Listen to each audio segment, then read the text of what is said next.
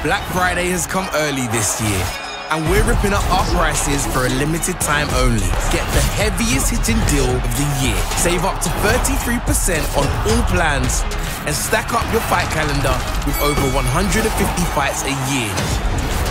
Live on The Zone. What a fight we have here in our main event! And then enjoy a knockout November schedule. Subscribe before November 29th. Sign up at thezone.com/boxing.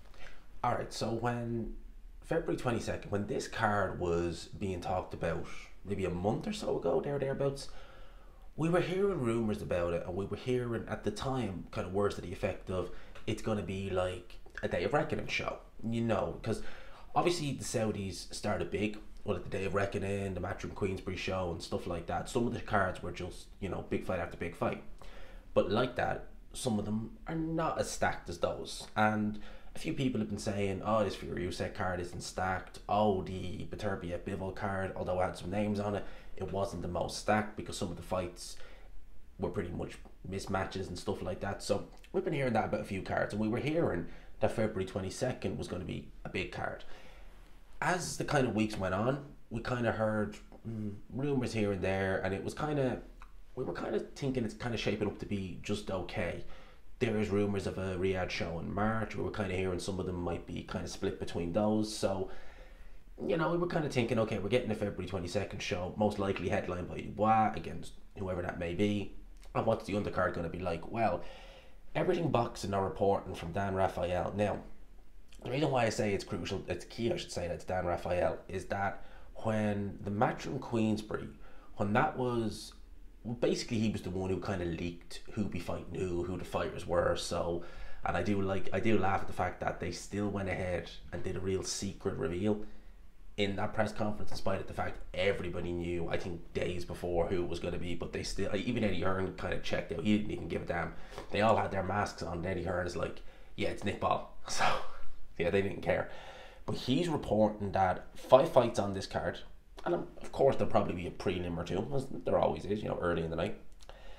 I doubt this is going to be the order it's in necessarily, although saying that, it may very well be. So this is what he's reporting. First fight, Zhilei Zhang, Aja Kabayel. Now, Aja Kabayel was meant to go through a final eliminator with Bacoli for the IBF. That was to determine a mandatory for Daniel Dubois. Inexplicably, Kabayel pulled out of that. Now, I would assume he's getting more money. I would assume they see Zhilei Zhang as a more winnable fight, because Zhang, although he is a tremendous puncher, you know, if you can get through, and you know, Kabayel he's slick. You know, he's good at getting through, he's good at manoeuvring his way, you know, through a fight. So he might fancy that.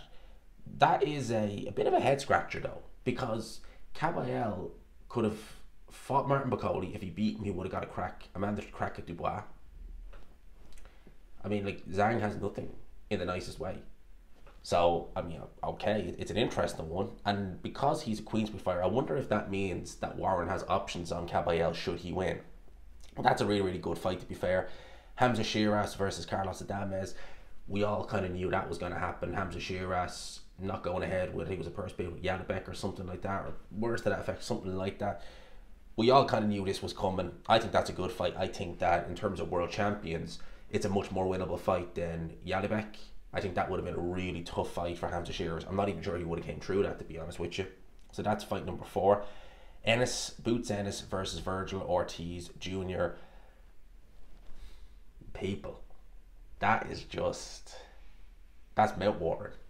That's just epic. I think that's a brilliant fight. As you know, very, very high on Boots Ennis. I know his last 2 performances haven't been spectacular, to say the least.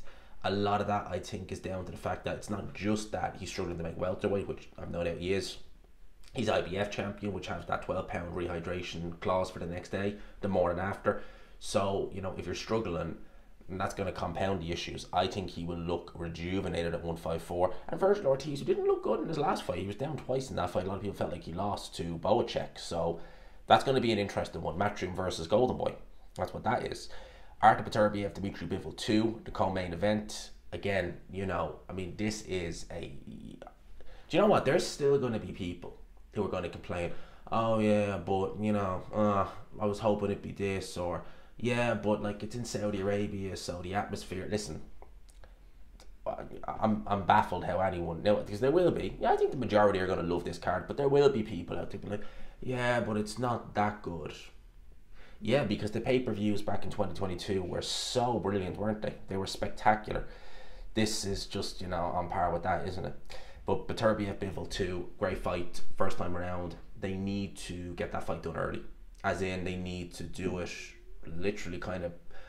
I'm not saying February is, you know, a slam dunk, because again, these are just reported, but they really want to have it done before June, because the longer they leave it, the more past his prime Beterbiev's going to get.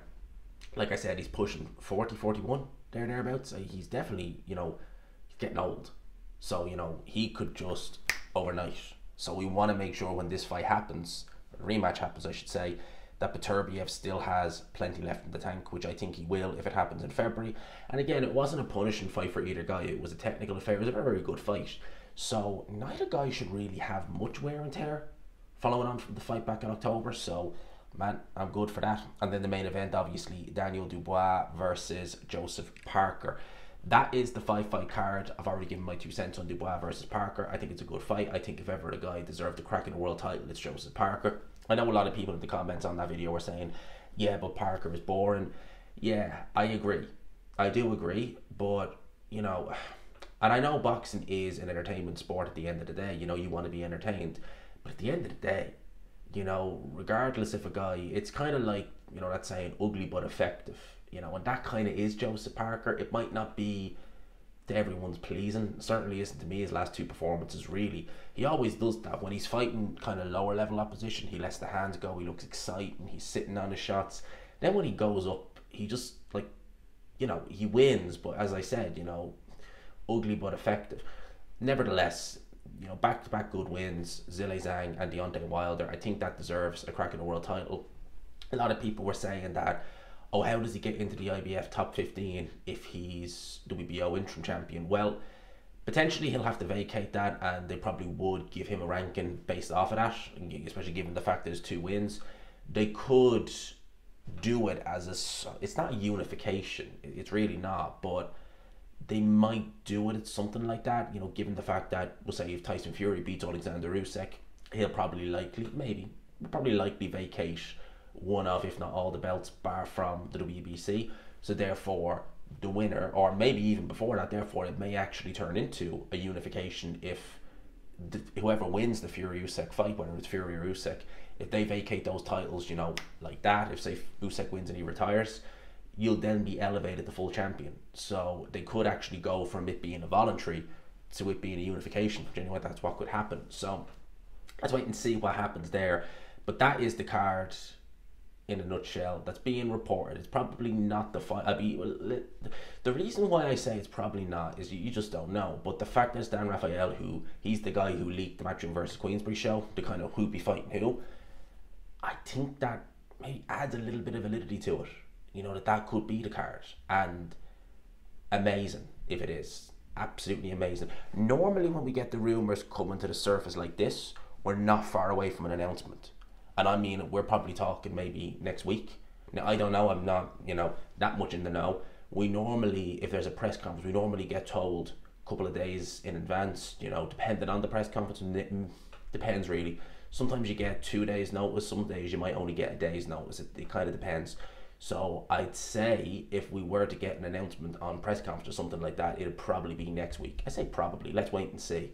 But those are my thoughts. Let me know yours in the comment section below. As always, if you could, smash the like button, hit subscribe, all that good stuff. People appreciate you locking in. And yeah, I'll keep you informed on this, because if that is the show, we're doing well, people. We're doing well. Let me know your thoughts. Hope you enjoyed it. Smash the like button, all that. Peace.